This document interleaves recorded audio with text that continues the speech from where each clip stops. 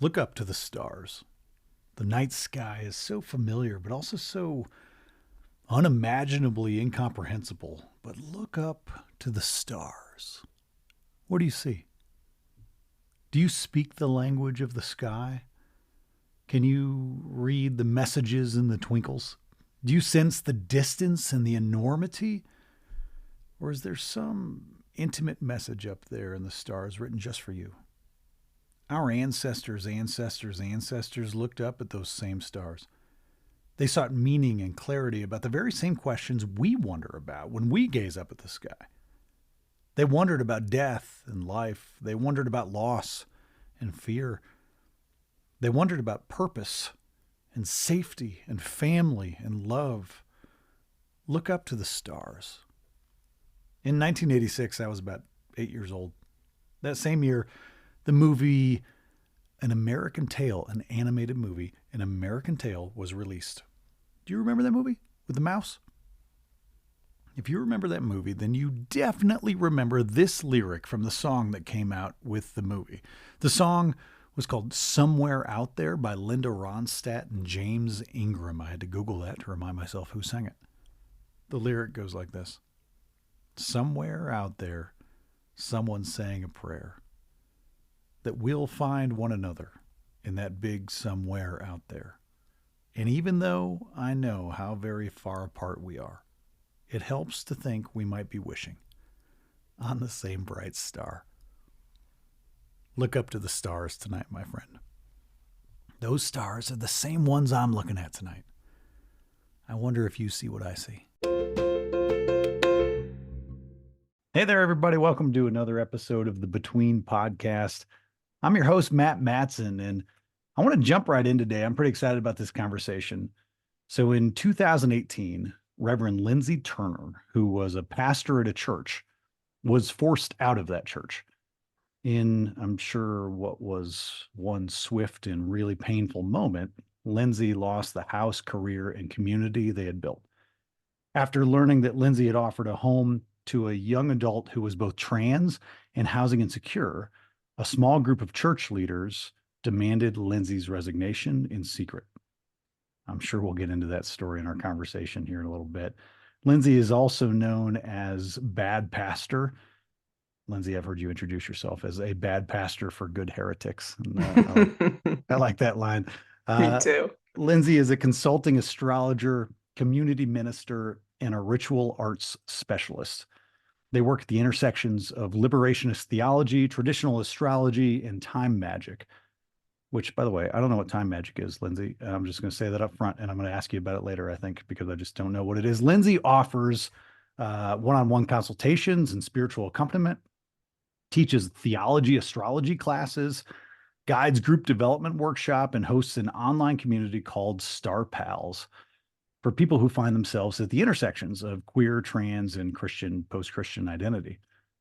Lindsey also travels around the country speaking on ritual theory and praxis for chaplains and other faith leaders. Lindsey, you got a long list of things about you that I just think are fascinating.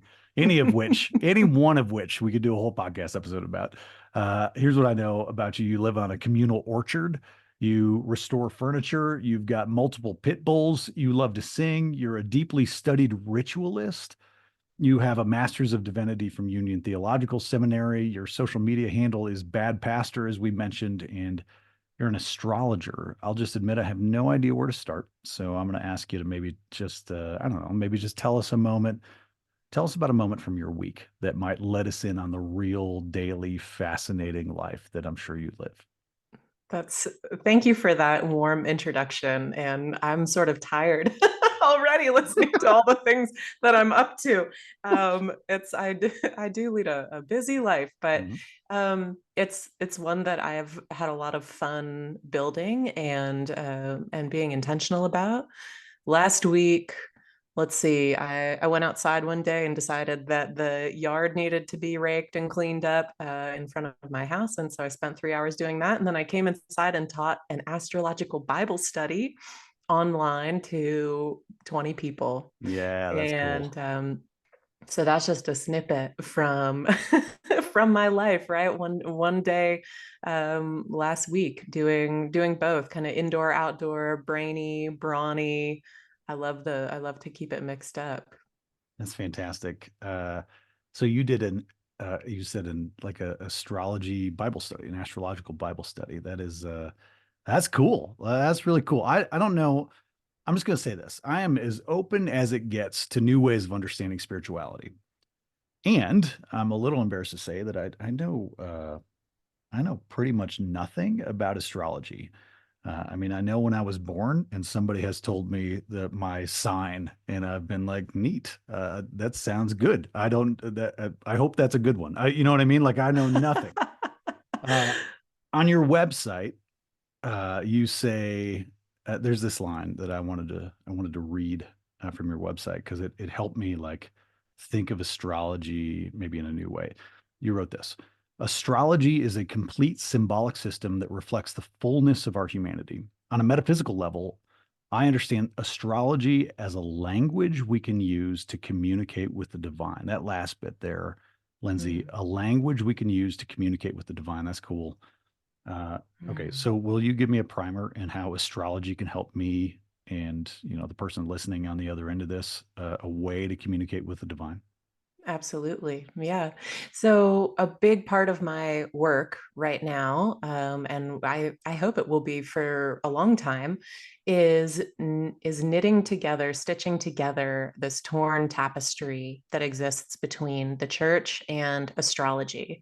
Because the Christian church actually came about in the same place and time as Hellenistic astrology, right? Which is a particular type of astrology that came out of the Hellenistic Empire, shortly before and while the church was being created in the Mediterranean basin. So there is so much overlap liturgically between the church calendar and the zodiacal or astrological calendar, because the church calendar really evolved out of this Greco-Roman zodiacal, I mean, people call it pagan religion, right? Mhm. Um, so much overlap.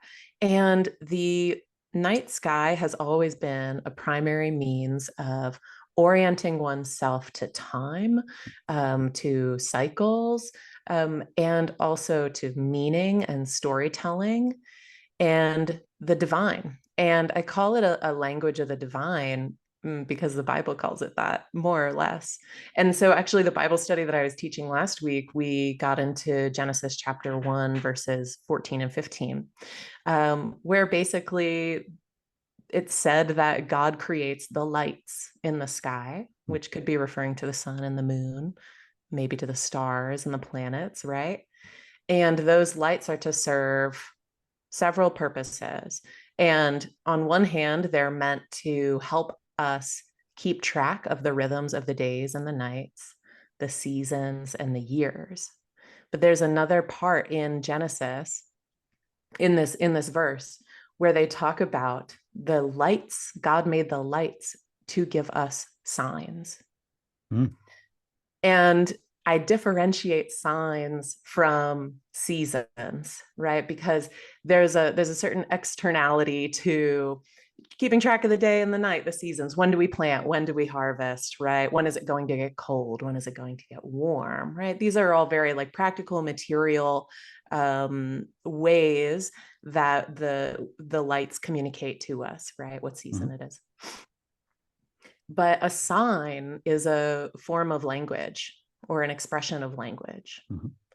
And so right off the bat in the creation story in Genesis, we are told that God made the lights for signs. Mm. And so my interpretation of that, and I think that this is not off the wall, Yeah. is that the lights are created as a way to communicate between us and the divine, Mm. and that interpreting the lights as signs, right, is what we do in astrology.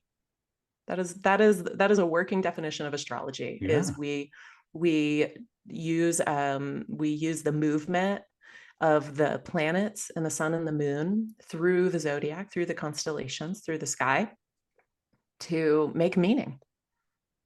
And that's basically what we're doing when we're doing Yeah. astrology.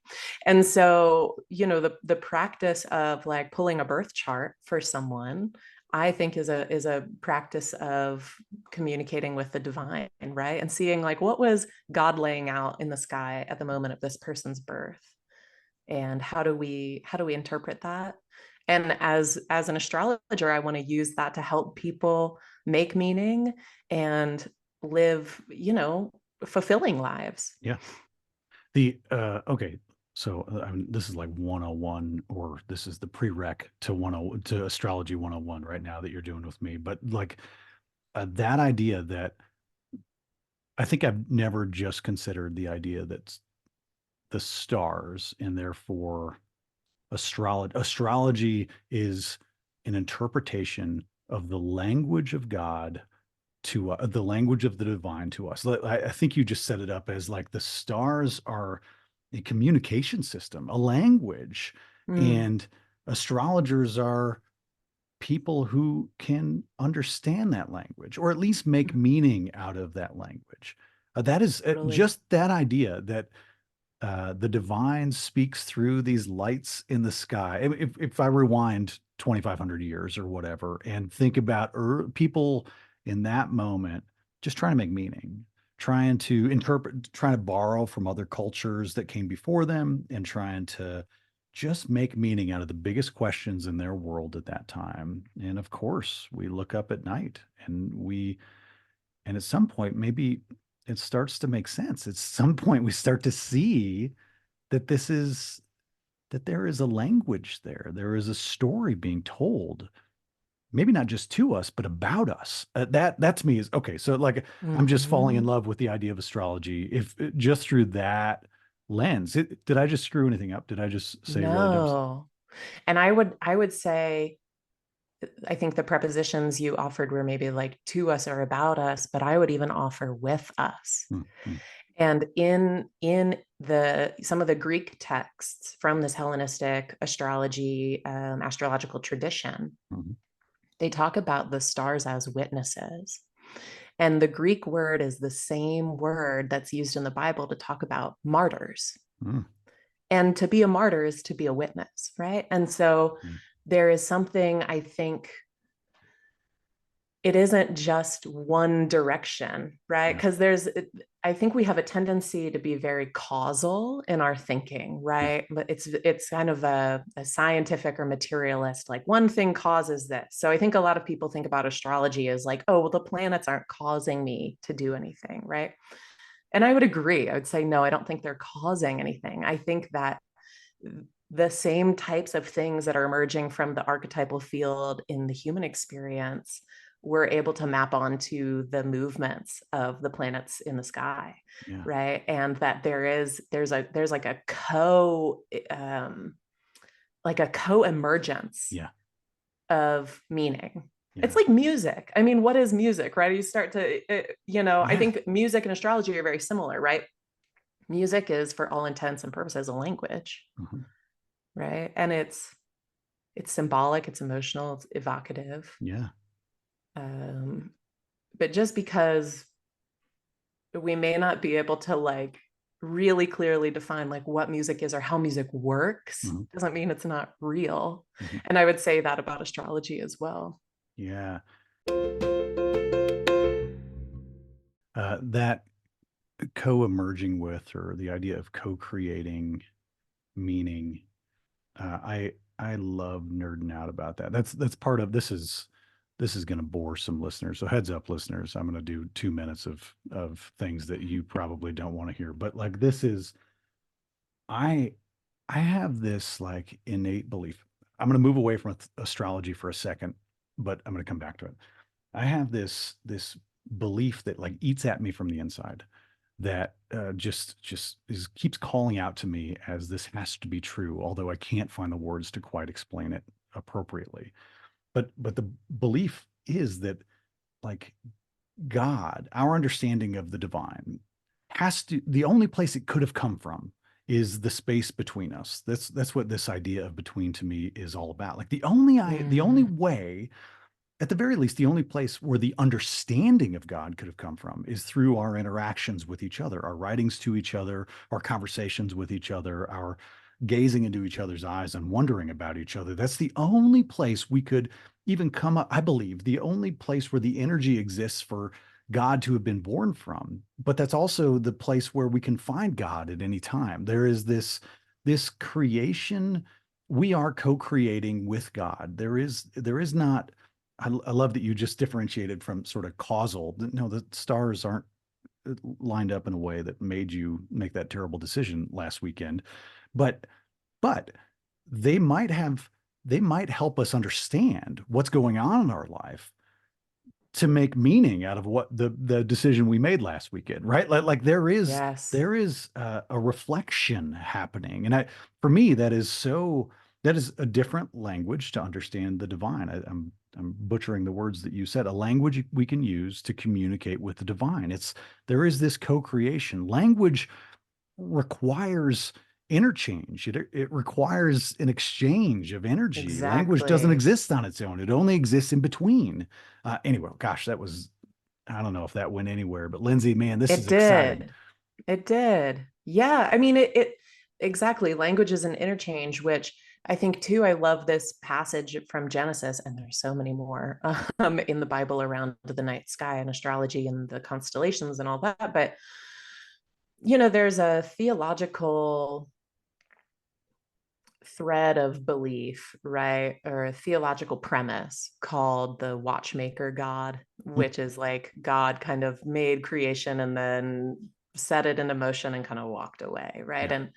And I think that this theological premise, right, that there's exchange, that there's a Mhm. language, there's someone on the other end of the line, Yeah. refutes that theological premise that God isn't there, that God is dead, or God walked away, right? That there's still someone on the other line. And I love that the space between, as you're signaling between humans, that being the divine, I think is also the space between us and our solar system Yeah. ecclesia, our planetary, our starry, our celestial neighbors, our Mm. galactic neighbors, right? I think humans are kind of coming to a consciousness that we don't exist in a vacuum, right? Even just around like the earth and ecology, right? Mm. Um, and I just want to take that a step further and think about, yeah, like we're in a community that even goes beyond the atmosphere, right? Yeah. And we can demonstrate scientifically that the moon and the sun have real tangible effects on our bodies. Yeah. We're even starting to see how the planet Jupiter, with its great mass, can shift the center of the solar system, the massive center, right, Yeah. outside of the sun center, which is wild, right? So we really are in relationship with these planets. Now, people are going to argue about what that relationship is, and I'm fine with that. But Yeah. I think at this point, there's really no denying that we are part of a community that goes beyond us. Mm. That's fun. Okay. So if I called up Lindsey Turner and I said, "Hey, help me understand me through astrology. Mm. I don't know anything. Where do I start? I mean, and I'm guessing there are people listening to this who are like, neat, but like, what does that mean for me? What do I do with that? Do I just pick up a magazine off the bookshelf at the grocery store that says something about astrology, or do I Google the internet and just see what it says about me? What, how do we, how do I communicate with the language of the stars in a way to see what the stars might reveal about me and my life and my needs? Mm. Yeah, great question. I think first things first is just go outside. For people who are sighted, go outside, look up, right? Yeah. Listen. I mean, there's some of this it was learned over thousands of years purely by observation, right? And people making accounts of their observations. So I think that's one place to begin, because I think we also need to restore some of our sense of inner permission and Mhm. intuition, right? When it comes to our relationships, in some ways, you really don't need someone to tell you what the relationship is at least off the bat, right? You can, as you start to develop these relationships, I think you can get deeper and deeper. Like many other fields of study, there are lots of different dimensions or like avenues that you can take to learn astrology, lots of different takes on it. There's modern astrology, there's Hellenistic astrology, there's Vedic astrology, right, which comes out of India. There are lots of different types of astrology. So I would recommend, having done this now, to people to see if they can kind of get a scope of what tradition of astrology really speaks to them, or to just start to learn about the different ones, because it can be, it can be a really winding path to kind of like pick up little bits here and there from different traditions, and they may not all work together, the bits of information that you get. So and then, I mean, books, and people are doing so many classes now. I mean, astrology is becoming a lot more mainstream, which is really exciting. But then, of course, also, right, use your discernment from who you want to learn from. So if there are folks who are, have a foot in the church or in Christianity or sort of beyond it, but are, have grown up with that tradition, come learn from me. I'll teach you. Yeah. Yeah. So I don't know if that's helpful, but yeah, I would try to like get a sense of the terrain if I were starting out again, and then choose a tradition to get into. What's the origin story of your depth of understanding of astrology, your relationship with astrology itself? Like who brought you into it? Was there like some mentor or somebody who showed you this thing, astrology, or did you find it out of a missing piece in your life that you had to go searching to fill? Hmm. In some ways, it was always there. I was joking last night with someone that in the 90s, growing up, Hmm. there was, I said I looked out the window a lot as a kid, which is, we were in tears laughing about. And my friend said, yeah, we had like night bright or light bright, and I said, yeah, you could listen to the same CD you had again. Like, there was just, we really had to make our own fun. Yeah. But there were many nights that before bed I would just stare out the window, and look at the sky. And that always, I just always felt like it was a friend. It's so, there are these interesting like non-human relationships that we have, right? And the night sky to me just felt like this living, breathing, feeling friend that was always there every night, no matter how I was feeling, always there. Which when I was going through my ordination process, I wrote my ordination paper about how I think that was one of my first encounters with what I now call God. Cool. Right? Was this friend that was just always there, no Yeah. matter how I was feeling.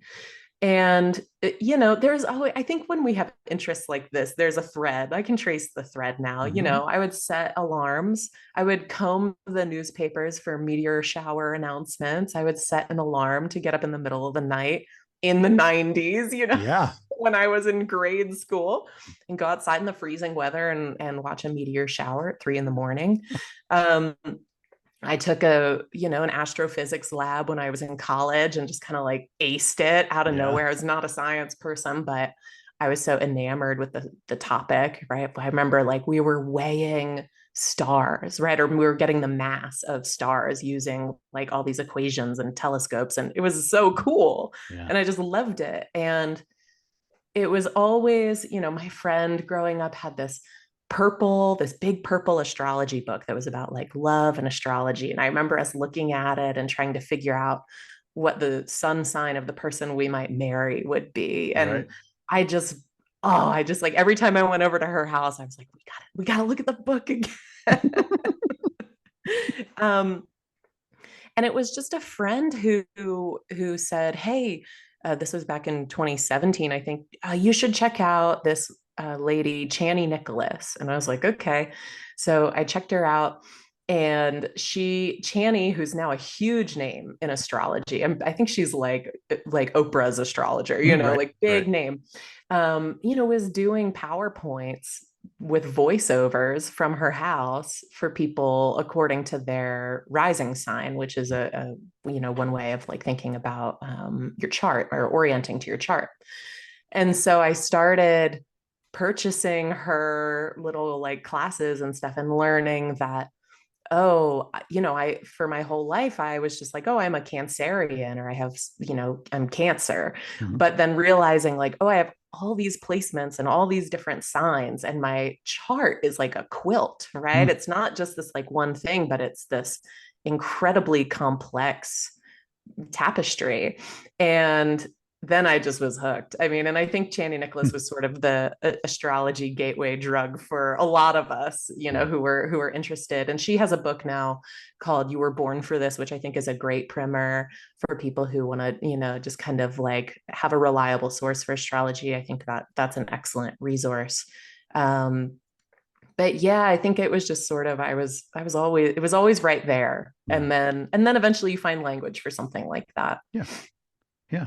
So you called it earlier. Yeah, I think you used the phrase a torn tapestry Mm, between astrology and the church. And I'm sure there are a lot of folks listening who might view astrology and Christianity, or for that matter, astrology and any other of the sort of big religions, as, I don't know, in opposition to each other. You made a strong argument earlier of how deeply entwined actually astrology is in biblical texts, in Old and mm, probably and for sure New Testament texts. Um, but I don't know. I'm guessing there are people who see them as, astrology bad, Christianity good. Uh, totally. uh, can they like, what's the Venn diagram of these Yeah. ancient traditions? How does that work? I love this question. I mean, I think one thing that's really important to consider in this conversation is that the institutional church is an institution, and it is one with a history, and it is one with interests, Mm.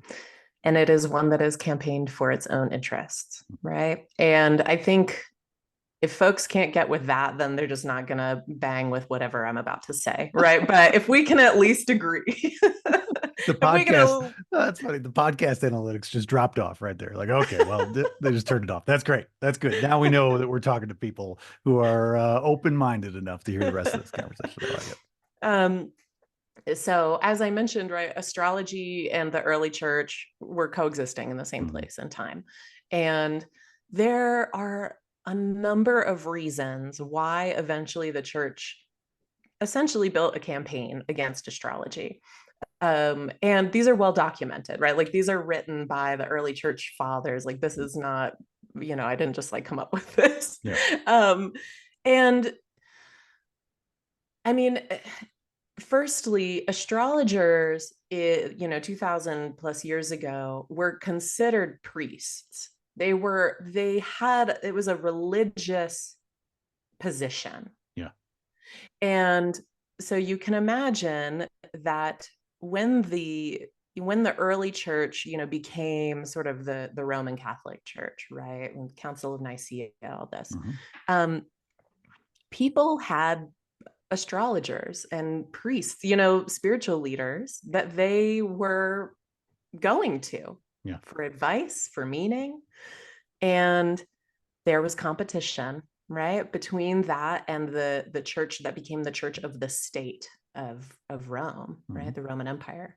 And so there was a little competition, and it was important for the church at that time to undermine that competition and say and come up with a list of reasons why people shouldn't be going to astrologers and why they should support the church. So at first it was sort of a political thing, right? Like, oh, astrologers. I mean, one of the arguments was that astrologers believed in fate and that Christianity presented this opportunity for free will, Hmm. which I like that. I like the idea of free will and liberation from being told, oh, it's your fate to be a slave, right? It's your Mhm. fate to be a servant. It's your fate to be oppressed, marginalized, right? Because I think that that is a way that astrology can be and has been weaponized against people, is to say, oh, it's just your fate, you should accept it. And I have a, I'm a liberationist. Like I want the freedom of the people, liberation Mhm. of the people through faith. And so, but then it became this kind of church campaign that astrology was fated and the church wasn't. Hmm. And now we can look at the church and see that there are all different kinds of stripes of determinism, fatalism, free Sure. will, right? There, I mean, we have the range of like total free will to like God determines who's saved and who's not Mhm. before they're born. So we have that, and we have that same range of positions in astrology, right? So um, that's been a really big argument over time that I think doesn't really hold much water anymore, because I think it's up to us to think critically and use our own minds to determine how we think fate and free will operate. Yeah. If we even choose to honor that binary in the first place.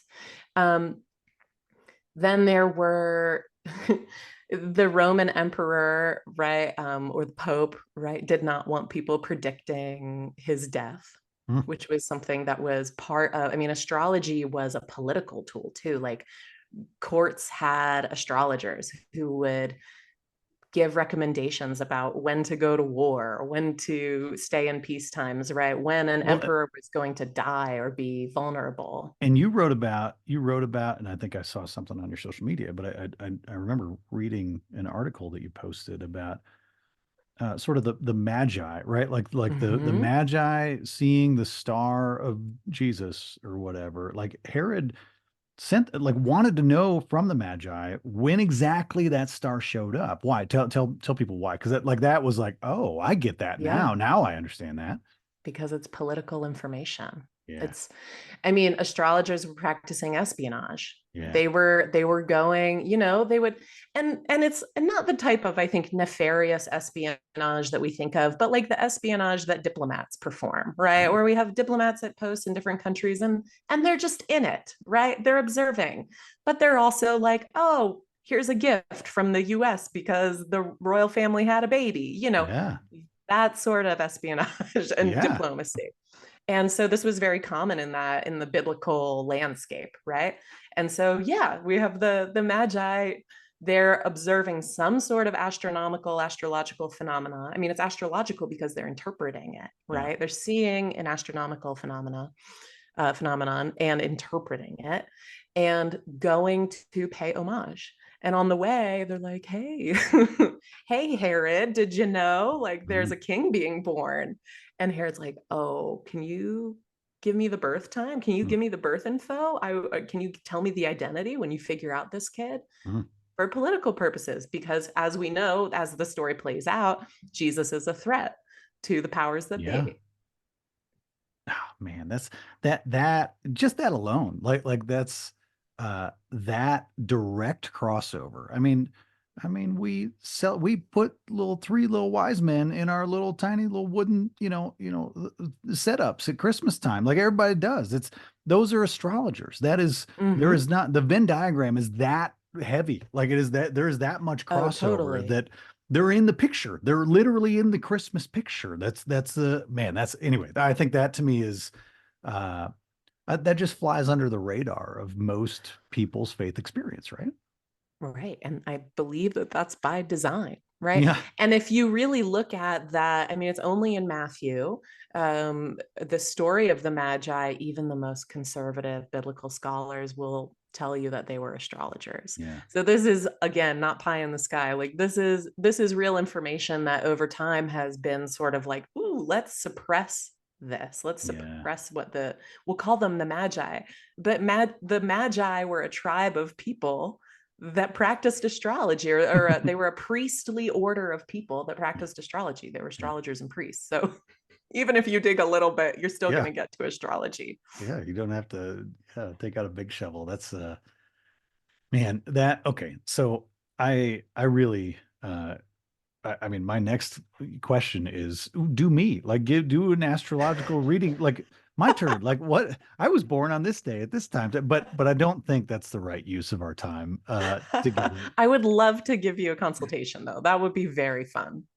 What would it, I mean, is it, what do you need to know about a person to do that?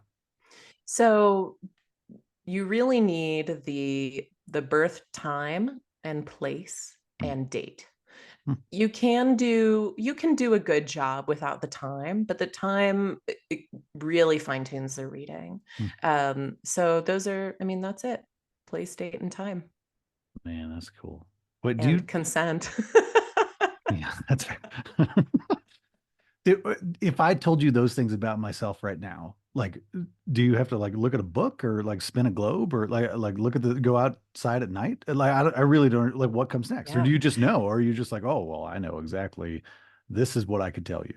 I mean, there are some astrologers who probably would be able to. Mm. I am not one of them. I haven't committed we call it the ephemeris, which is like all the placements of the planets and the dates. Sometimes I've not committed the ephemeris to memory, but we have software now that does it for you. Yeah. Yeah, sure. And we just plug it in and the software draws the chart. It's an amazing time to be alive because that really didn't even exist like in the 80s, you Yeah. know. Astrologers were drawing charts by hand. Now I can just look at my phone and open an app and look at the chart of the moment or pull up a chart for any person who knows their information. But yeah, I mean, there are ways where it's math, you do the Yeah. math and you draw the chart out. Yeah, because I mean, that part is astronomy. Yeah. And you're just figuring out where are the positions of the celestial objects in the sky. Hmm. Okay. I will, that seems like something I should pay for. So let me maybe, let me, let me maybe, turn the subject quite a bit. As I was introducing you, made reference to a story that I think is an important part of maybe your career story, your life story at this Mm, point. But um, I mean, you were forced out of a church mm, because you chose to support a young person who was experiencing housing insecurity and who was queer.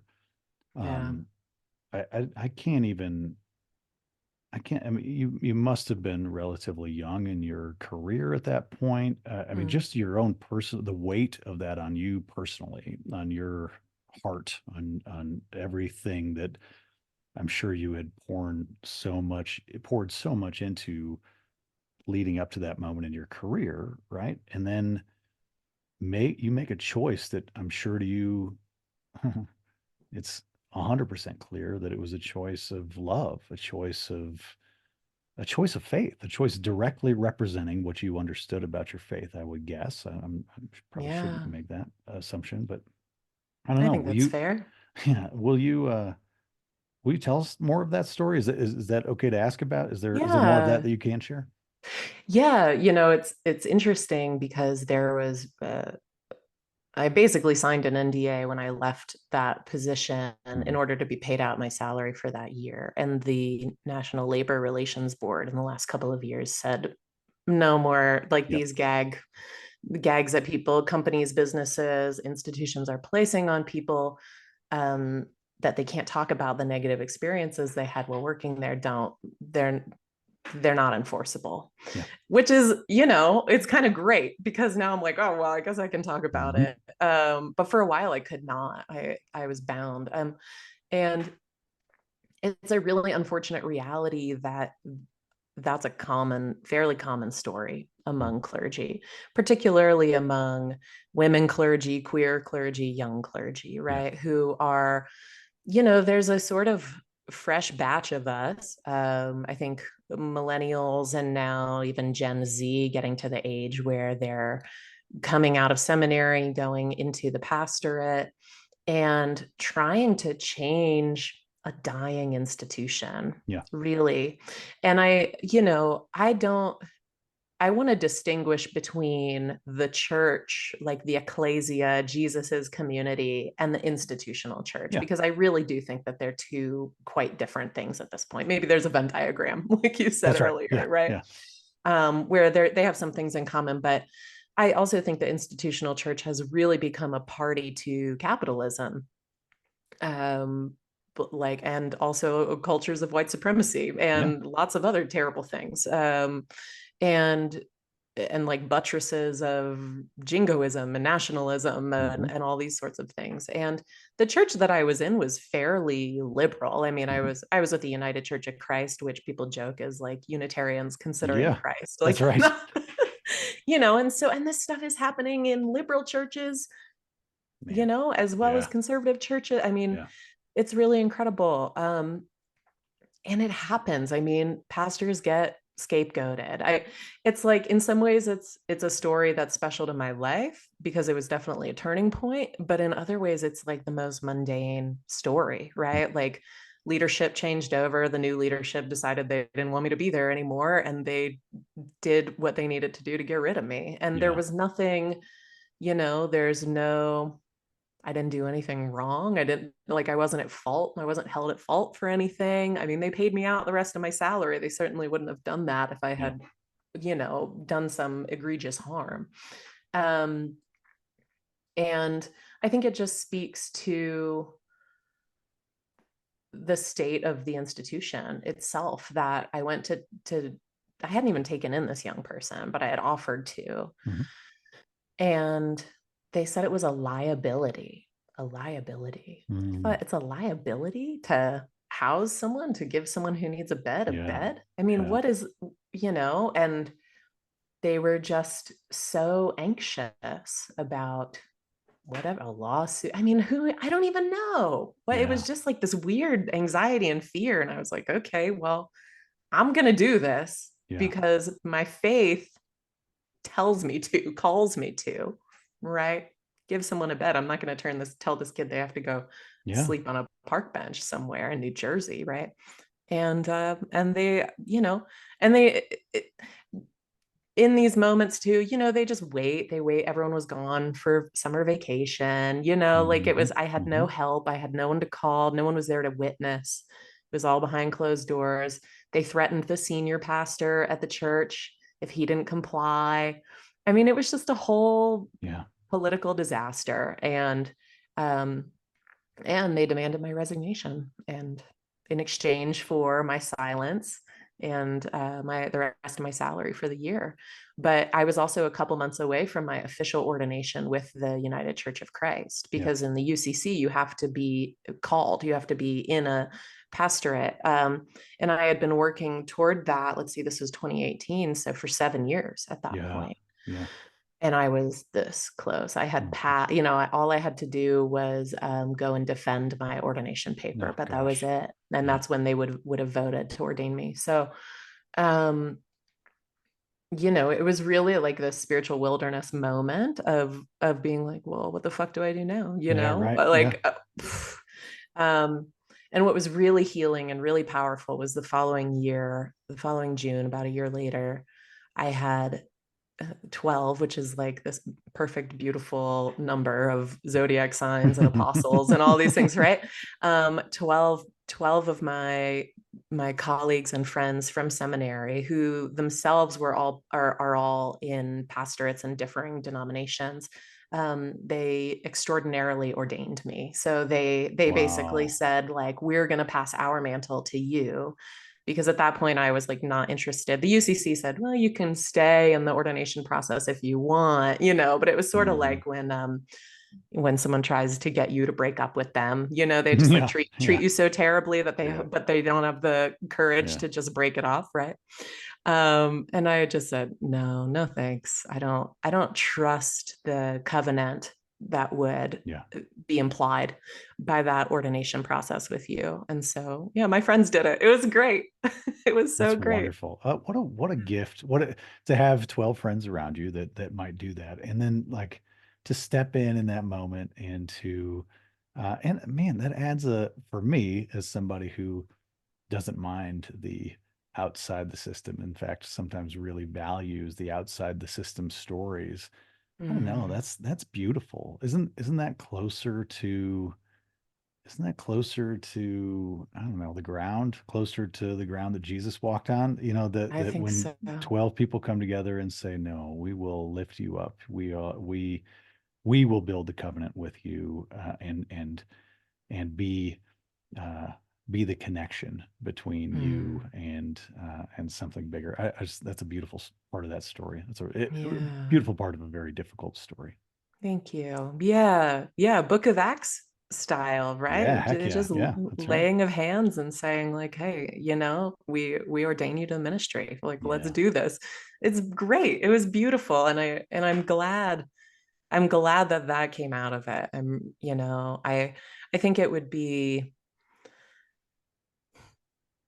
profane to say I'm grateful that what happened at the church happened, because I'm not. yeah, It sucked. yeah, It was awful. I had a full vibrant ministry there. There were dozens of people that I had formed really close connections with. I was yeah, working with the kids. I mean, so many of those kids were queer and under extremely high pressure at school, and had anxiety issues, and like it was a we built a safe space together for yeah, them.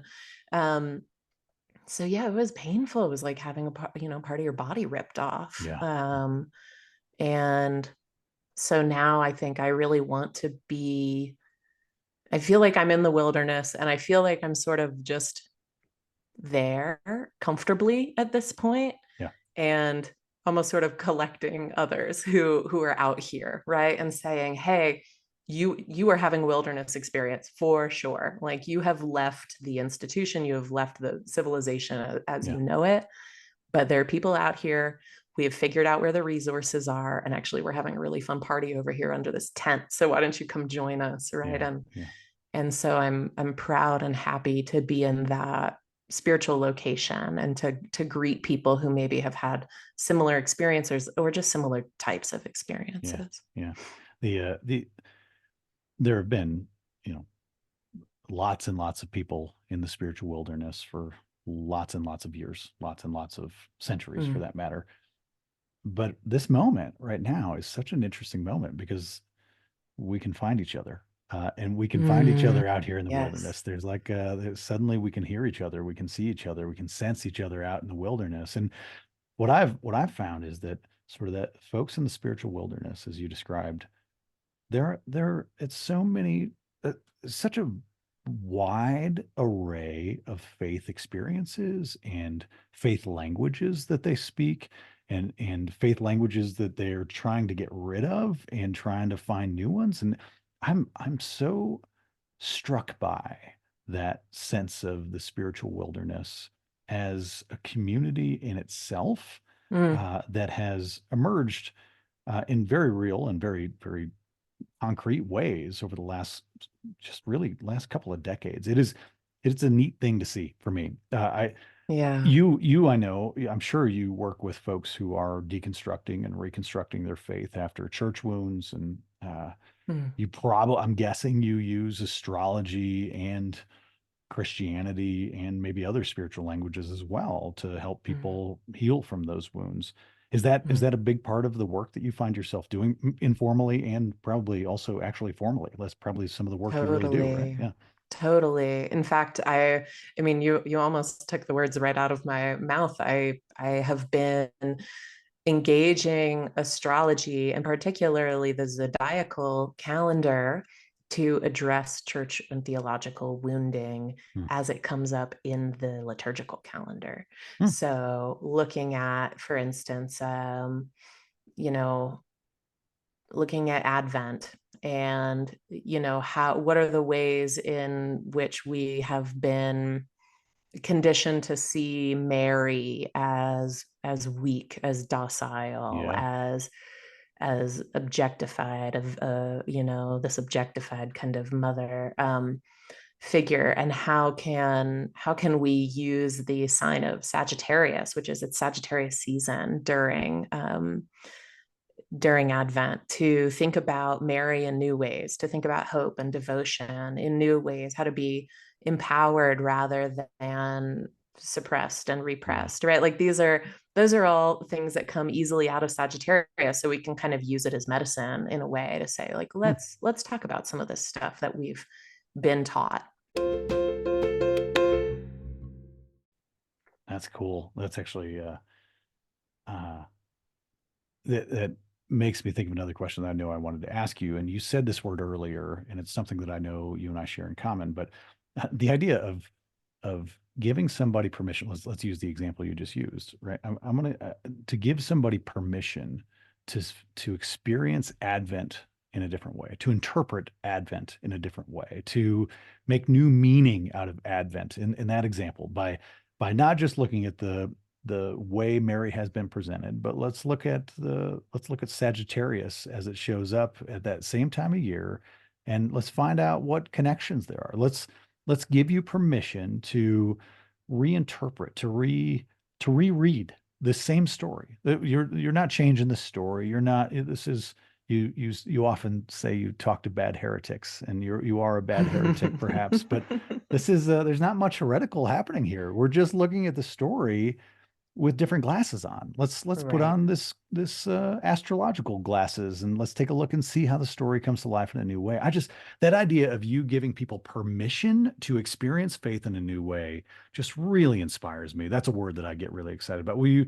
I'm just.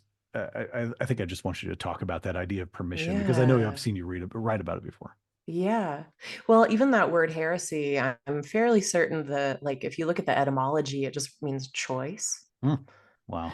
And I think that one of the really traumatic patterns that people have experienced in the church, in all forms of the church, really, in all sort of like political stripes of the church, is having choice taken away, or feeling like they needed an intermediary between Mm. themselves and God, Hmm. right? And that the minister, or the pastor, serves as that intermediary, Yeah. which is another reason I say I'm a bad pastor, because I don't want to be anyone's intermediary Yeah. to God, right? You get to have your own relationship with God, and we get to have like a co-created relationship and community with God too.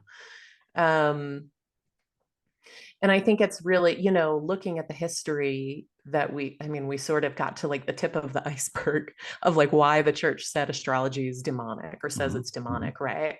When we start to unpack that and see it's really driven by some unholy forces, Hmm. like misogyny, like Yeah. supremacy, right? Um, I think then it sort of takes the fear, at least for me, out of it. We're like, oh, these were just like dudes being hateful about something that people were into, right? Yeah. And of course, there's some great criticisms of astrology, but they're not criticisms that just like take the whole thing out, right? Yeah. They just, to me, just make me think more critically about my practice. Yeah. But I think that, yeah, there's just not a tradition of being taught to think critically, to think for yourself, and to question and doubt, and particularly ask the question, like, who taught me this, and what did they stand to gain from my belief, Yeah. right? Or what did they stand to lose from my disbelief? Mm. And I think, it's spiritually dangerous, but I think in a good way, right? Territory, dangerous in that, like, your faith will change if you start asking that particular question: who taught Hmm. me this, and what did they Hmm. stand to gain or lose by my dis or belief? Yeah.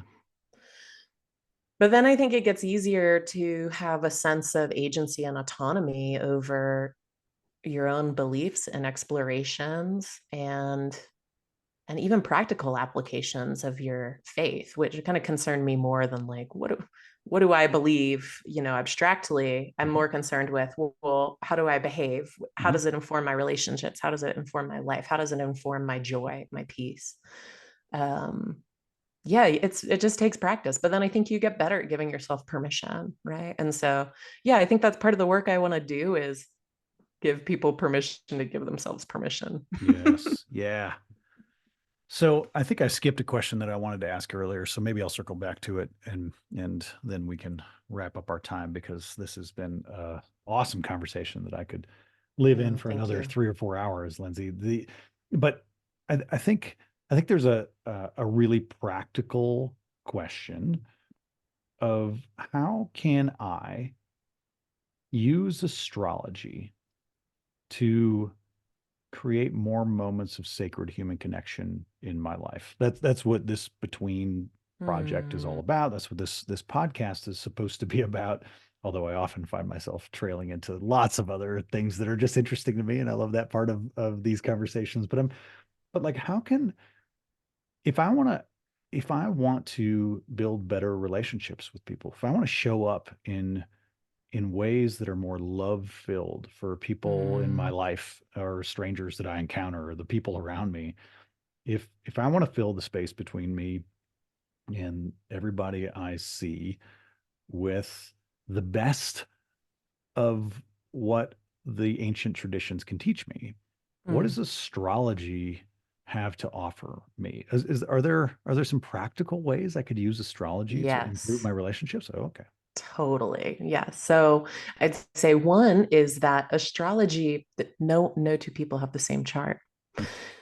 And it has given me such a deeper appreciation for difference and a love for difference and diversity, right? Mm, Which is part of, I mean, if we're looking at a Christian context, like the body, right? Like loving all the different parts of the body of yeah. Christ and all the different roles that they play, right? And understanding, oh, I tend to communicate in a way that is like my Mercury placement in Leo, right, which is bold and direct. And my partner has Mercury in Pisces and might feel things before he's able to articulate them, Mhm. right? And that helps me love him better, I think, right? Because I'm like, oh, he needs a little time, right? Like, because I understand what his Mercury and Pisces Yeah. placement means, right? Is that things may hit him on a spiritual, emotional level before he has a language for it. Whereas for me, it's pretty instant. Yeah. So, I know, ooh, maybe I need to like temper the heat a little bit sometimes and give him some space to process. And I mean, there are just an infinite amount of examples of Right. that. But learning how to love each sign, each placement, and each Mm, sign, it I think really empowers me to love people better in mm, general, and to say and to be gracious with them, and to also identify the things that they're contributing, right? And saying like, wow, that was really courageous of them to do that. And I could see how their sunshine showed up here. Things like that. I think also knowing the astrological weather is just sort of like knowing the regular weather, right? Knowing what's sort of coming up astrologically, symbolically, energetically. It's a lot like knowing, okay, it's going to be sunny. I can be kind of carefree today, or oh, it's going to be icy. I should be careful when I'm driving, right? okay. So Yeah. this podcast probably comes out mid-May. I'm guessing mid-May 2024. What's the weather forecast? Do you have any idea? Like that's but the astrological weather, I've never even heard that phrase before, but that makes me wonder, like, okay, so what's coming? Or heads up, do Oh we got a yeah. storm brewing? What's it like out there? I mean, well, we call it forecasting in Yeah, astrology. I mean, that's the literal word that we use. Like, here's our forecast. This is what we're anticipating, yeah. but instead of weather, I mean, sometimes weather comes up in the astrological forecast. But we talk about energies, we talk about events, we talk Mhm. about things coming to pass.